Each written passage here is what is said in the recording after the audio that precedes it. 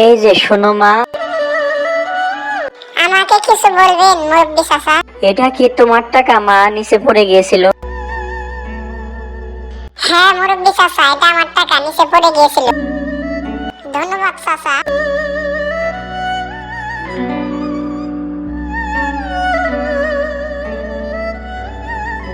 এ কি মুরব্বি চাচা, নোংরা খাবার উড়াচ্ছে।